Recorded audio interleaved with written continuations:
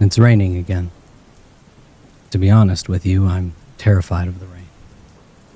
I never leave the house when it's storming outside. But to give myself some credit, I never used to be like this. I used to love watching the rain fall from outside the windows, but now I always have my curtains pulled tight across the edges of the windowsill. I wish that I could show you what made me the way that I am. Partially to warn you and partially to verify myself. But I can't. I can only write out my story like it's some sort of fantasy, as if it's just another bizarre story on the internet that deserves to be forgotten in a week. If you see it like that, then that's fine. But I won't forget. I'll never forget. In 2012, I was 21 years old and a college student. I was absolutely madly in love with nature and all things wild. I had spent my childhood roaming up and down tree lines, fantasizing about mythical creatures and fantastic monsters. Now, there I was in 2012 as an adult, studying forestry with dreams of defending those tree lines and fantasies I held so dear. I was absolutely ecstatic when my professor announced an opportunity for some extra credit. He suggested that we spend a few days of our upcoming break walking along some trails and paths to remind ourselves as to why we were doing what we were doing. As an avid hiker, I knew of a hiking trail a few hours over from our town that offered plenty of room to walk with very little crowding. The only ones who really walked more than a few minutes down the trail were the park rangers, and the chances of seeing one of them on the ever-winding and expanding trails of the forest seemed small. "Hey, Lily, want to take a trip down to the preserve with me?" I asked as the bell had finished tolling signaling at the end of the school day. The girl next to me, Lily, was a quiet and sweet girl. She had a long brunette hair that stretched just past her shoulders and gentle green eyes. She was the type of person who people admired from afar, beautiful but silent. A passing joke or compliment would make her smile, but she very rarely commented back. To most, that'd make them move on to the next person. To me, that made me want to be closer to her. We'd been friends for a while at this point. Whether or not any sort of romantic intent was had between us, I couldn't say. We just knew that we connected on some sort of level. "Yeah, of course. Just tell me when." She looked into my eyes with a soft smile on her face, and I smiled back at her. I hoped that this trip would turn out well. A few days passed, and Lily and I spent our free time in stores gathering food, supplies, and tents together. Soon enough, we were all packed up and ready to head out. We took my smaller car with our bags tied down onto the roof and took the highway a few hours east. And by the time that we got there, it was mid-afternoon. Still plenty of time to walk, but also a bad time to find parking. There were plenty of people here walking their dogs, setting up lunches, and walking the paths. "I thought that you said that it'd be quiet," Lily asked with a slight snicker. I rolled my eyes in response. "Yeah, I'm sure these kids aren't planning on hiking a few days in. It'll get quiet, I promise." I spun around and I began taking our large packs off the roof of the vehicle. For as big as they were surprisingly easy to carry. Lily slipped her straps over her shoulders and waited for me to start heading towards the park. As we approached the trail's entrance, we saw a ranger loosely standing by. "You guys heading in?" he asked, and there was no hostility or caution in his tone. He was just merely asking a simple question. "Yeah, that's all right?" I questioned the fit middle-aged man. "Of course. Just let me know your names and take my card. If you need anything, call down to the station. There's a couple ranger shackers deeper in. Feel free to use them if you need to, just make sure to clean up." The ranger gave a welcoming smile and handed me a small business card for the local ranger station. "Thank you. And my name's Max, and this is Lily." Lily gave a small nod at the ranger and nodded back respectfully. "Well, Max and Lily, you enjoy yourselves out there. We'll be patrolling around, so if you see us, don't be scared to say hi." And with those words, the ranger backed away from the entrance and we began our trek. We spent about the first day slowly walking in quiet appreciation. There's something liberating about walking with no time limit. It's like all the world's stress slides right off your back and the only thing that you have to worry about is yourself. In that exact moment, you're all that matters. No bills, no studies, no cares. Just avoid snakes and strange plants and you'll be all set.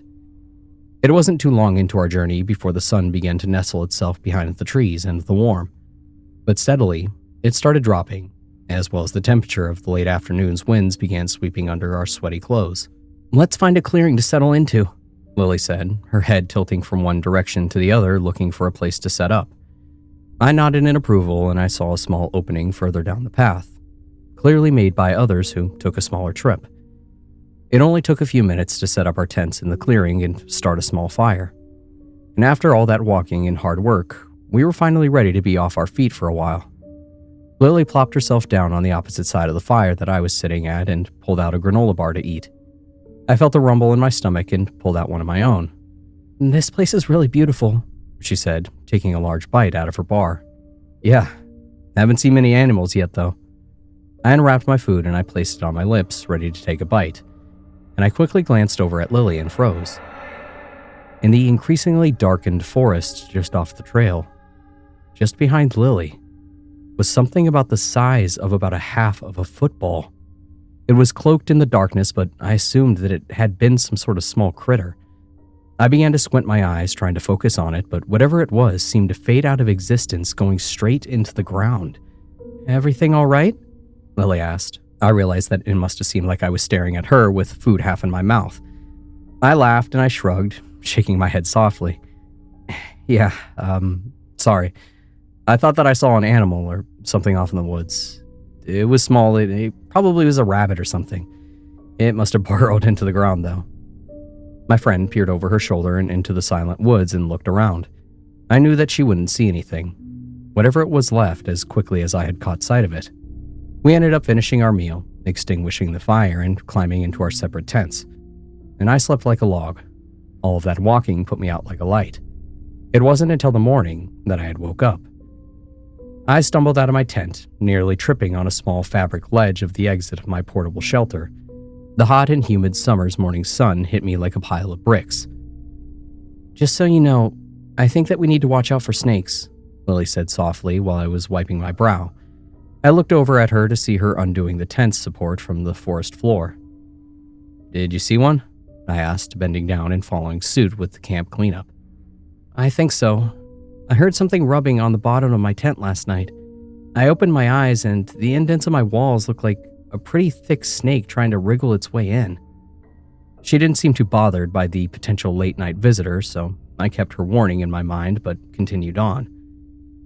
And as our journey went on, we realized that every step that we took there was another blotch in the sky. Somehow, a storm was brewing overhead that none of the forecasts that we had watched warned us of. "How much longer until it rains?" Lily was interrupted by a large thunderclap nearby in the clouds.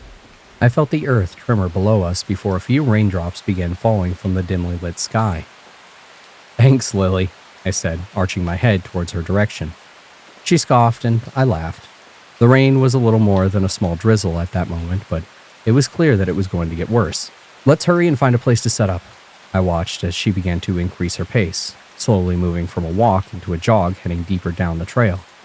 I followed suit right next to her. And for a while, it seemed like we weren't going to find a clearing anytime soon. We were already on the verge of being considered undoubtedly drenched, and to our luck, at that exact moment of thought, another strong explosion of thunder erupted from above. This time, the floodgates were opened, and rain began to fall with a purpose and with enough force to erupt on impact, splashing everything nearby with the drop's watery contents. "Hey, right over there!" I heard Lily yell out, just barely audible through the thunderous rain. She was running off of the main path down a small side trail nearby. I looked at where she was heading and I saw a small cabin, and I ran off the path with her. With each step, more and more mud thrust against us and my legs. I increased my speed, hoping to catch up to my light-footed friend, but something caught me off guard. The tip of my foot slid underneath something and my momentum carried me downward, face first, into a mud bath. And for a few seconds, I was dazed, just laying down in the runny muck pit. And I eventually looked down to my feet and saw what looked like a thin tree root almost caked in dirt erupting out of the ground. But as my eyes kept on the root, those initial assumptions fell to the wayside. The shimmering of the mud is what made me realize that whatever this object was, it was moving just beneath the mud. And then it clicked in my head. The snakes that Lily had brought up. I had just tripped over one of them. I felt a shiver across my back and I jolted back up to my feet and I continued my path, abandoning the snake behind. Without another incident, I made it into the cabin doors and I busted inside, finally free from the hurricane-like storms.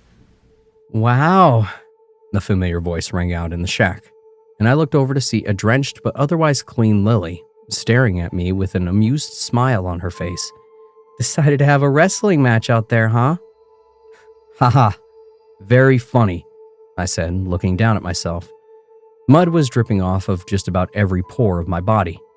"I think that I met one of your snakes that you mentioned out there. It decided to give me a little trip." "Oh, really?" Lily said as she grabbed me and turned me around, searching the pack on my back for something to help me get clean. "You were right. They're pretty thick. I wonder what kind they are. I can't imagine them being venomous, being that wide." I felt the hands of my companion yanking out fabric from my pack. I took some time to look around the cabin as Lily pulled the towels free. It was wooden, old, and completely empty. There was a cooking stove off to one side, but other than that, it looked very sparse. Clearly, it was only meant for a quick one-night stay. "Here, get yourself cleaned up." I turned back around and Lily handed me a bundle of towels, and I immediately wiped my face and my brow. The dirt was already starting to dry and stick to my skin. "Hey, thanks," I replied to her as she began setting up things. I put my pack down against the door and walked over to the window, still wiping myself down. I watched as the rain continued to assault the earth, the dirt running like rivers down the valleys and trails, both natural and man-made. "It looks terrible outside," I remarked, and I heard a small groan of acknowledgement come from behind me. I let my eyes trail over the forested wetland over the path that we took to get up here, and my body locked up when I saw something right over where I tripped. Something was protruding from the ground like a small pillar. I rubbed the inside of the window fruitlessly to clear off the fog and obstructing rain. I could barely make out what looked like a thick, partially submerged branch broken off on one end with small twigs splintering off skyward. Hey, come here and look at this," I called out to Lily, who was still fondling over her bags. "Is it that snake?" she asked, rising to her feet. "I don't think so. It looks weird, though." I watched the mud-coated object get hammered by rain as Lily approached and peered outside. "Is that a broken tree root?" she suggested. I could only shrug. Whatever it was wasn't moving. "Wait," Lily chimed in again. "Look at the color." As more and more of the rain ran its way down the object, the less obstructed by mud the object became. I narrowed my eyes, pushing past the raindrops on the window, and noticed exactly what Lily was talking about. Whatever it was under the mud was a pale shade of gray. "Oh my God," Lily gasped and grabbed her mouth. "What is it?" I turned and I looked at her, my eyebrow upturned in confusion.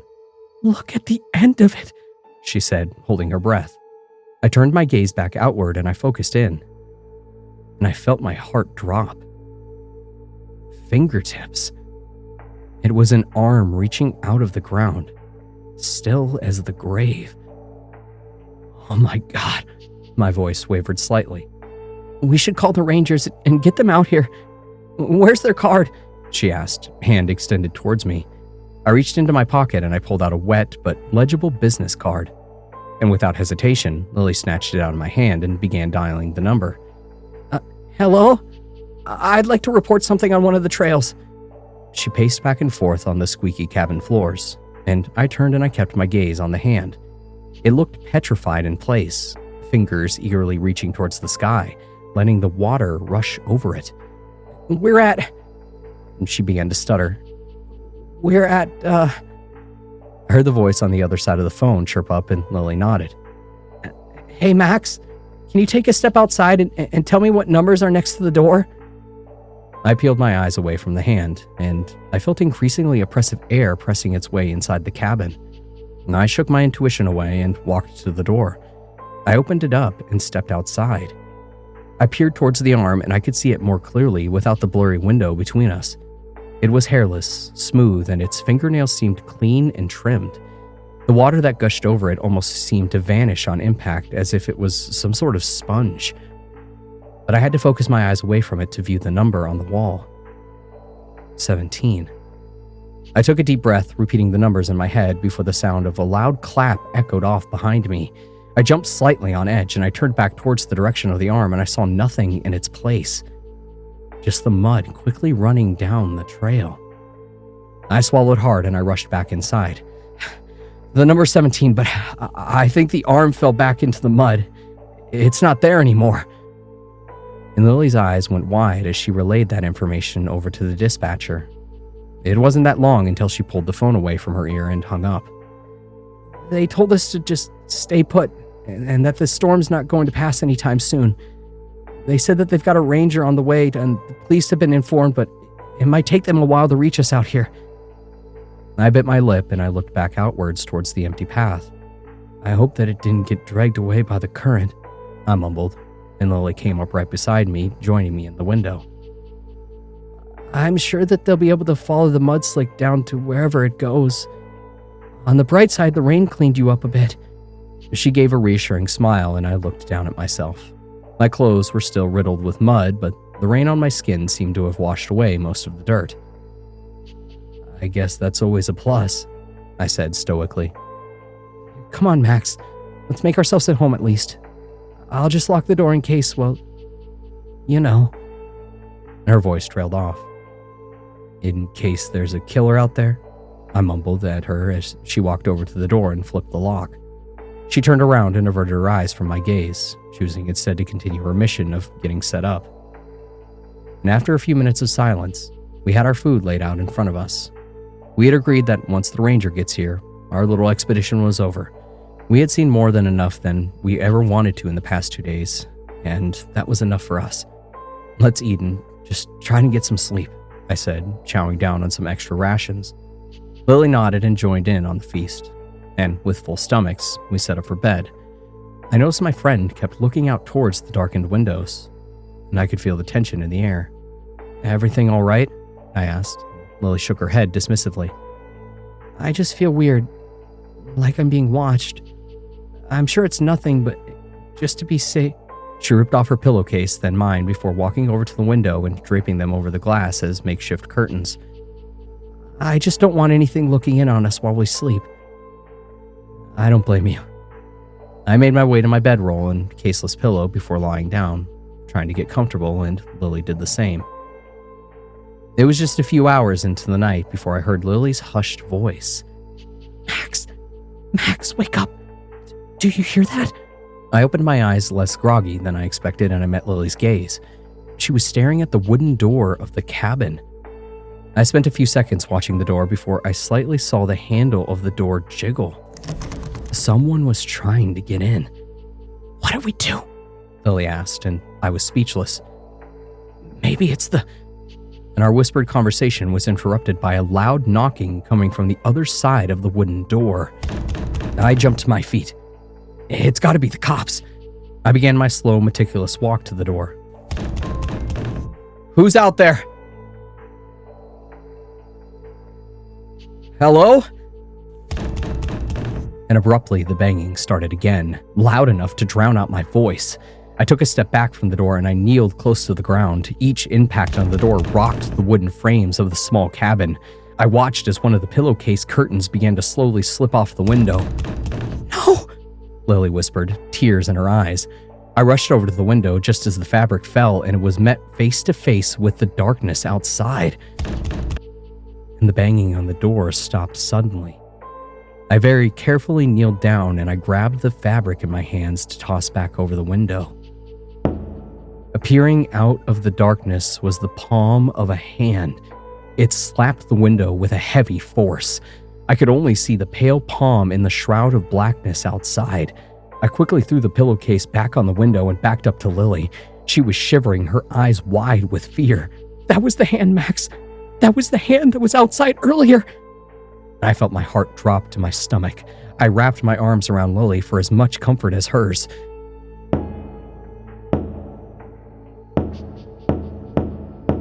The The wet palm of the hand kept slapping against the glass. I could hear ripples of cracks spreading along the window pane. I squeezed onto Lily as she balled up and kept my eyes focused on the pillowcase covering the glass, hoping that it wouldn't fall and expose the lifeless arm again. And with one last thud, it stopped. And a light shone through the fabric of the window mere seconds after the attack halted. I could hear the struggling sounds of wheels rolling up towards the cabin, and I let out a sigh and a prayer that the Rangers had finally made it. And with the sounds of the wheels stopping just a few yards away, I finally heard a voice call out from the void outside. "Lily? Max? Are you in there?" The voice sounded familiar. It was the Ranger from the day prior. I slid to my feet, dragging Lily with me. "Yeah, we're inside, but someone's out there," I yelled, and I rushed over to the door and opened it to see the Ranger standing stiff in the middle of the small opening in front of the cabin. He was facing us, but the light from his rover coupled with his hat covered his body in tense shadows. His body seemed rigid. "Come out of that box. We'll get you home," the Ranger said, and his voice seemed different this time, disjointed from his body. I stayed quiet. Something was very wrong here. "Step out of there. Now," the voice grumbled. It was unrecognizable from earlier. "Are you all right?" I called out a little more than a whisper. "Of course I am. Can't you see my smile?" The Ranger tilted his neck backwards. His hat slipped from his skull, which allowed the light from behind him to illuminate his face. His eyes were wide and full of both pain and fear. His lips were quivering in shock. And I backed up more to the doorway, and I watched as two impossibly long fingers trailed their way from behind the Ranger's head and made their way across his cheeks to his mouth. They slid inside with little resistance and began pulling his lips outward into a mocking, gruesome smile. And then they kept prying. I watched as his lips strained with the force of the fingers inside of his mouth. His lips became white with the stress placed against them before the shower of red erupted from his mouth, parting the centers of his lips like sliced meat. "I'm so perfectly happy," a voice called out from just behind the Ranger. Its voice was thick and unnatural. I looked for the source and I froze. There, right next to the Ranger's feet, was a half-submerged human face dug deep into the mud. Its black, cold eyes shone from some unknown source. Whatever this was, it was a monster of the strictest definition. Its gaze was so vastly separated from humanity that there was no common ground between us. And as I locked eyes with this thing, human in shape and deviled in eyes, I saw the Ranger fall into the mud. And just behind us, his head was a long spider-like arm stretched out off the ground, seemingly changing its size and shape as if only faintly following the laws of this reality. The Ranger's body twitched and spasmed on the ground as more and more lifeless hands began to slither out from the mud, wrapping their hands around his body.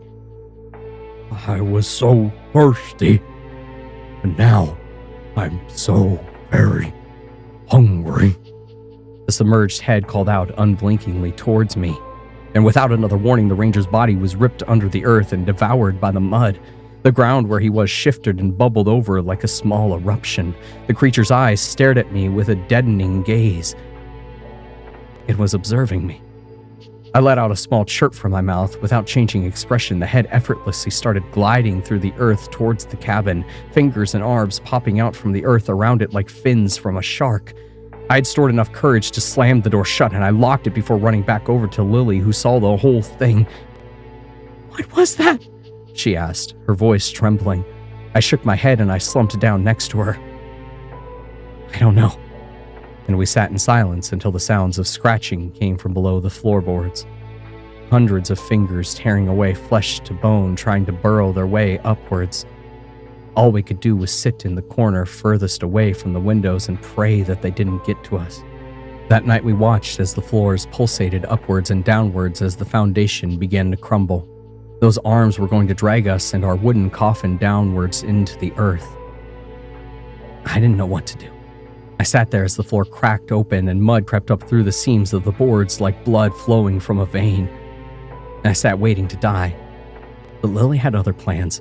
She grabbed my hand and yanked me up to my feet. She started toward the door for a split second before sprinting off with me in tow. She busted open the door and ran towards the ranger's vehicle. Luckily for us, the ranger never shut it off before the earth took him down. We both hopped into the seat and zipped off the path back towards where we came from. I hazarded a glance back towards the cabin to see it crumbling into the ground, but there was something else there. Still half submerged on the path mere yards away from us was the unblinking head. Its black eyes shone dead set and emotionless on our escape. And we kept on driving and driving for God knows how long until we hit some other rangers who were on the scouting mission for us and their mission comrades. We told them everything that we could, but the looks of disbelief said enough to us. We were labeled as emotionally distressed and unreliable witnesses. The powers that be listed the disappearance of the ranger in the cabin as accidental by case of mudslide. And now every time it rains, I wonder if somewhere out there in the woods, a single head peers out on the trails waiting for someone to pass by. A million hands waiting just below the surface to drag them down into the earth.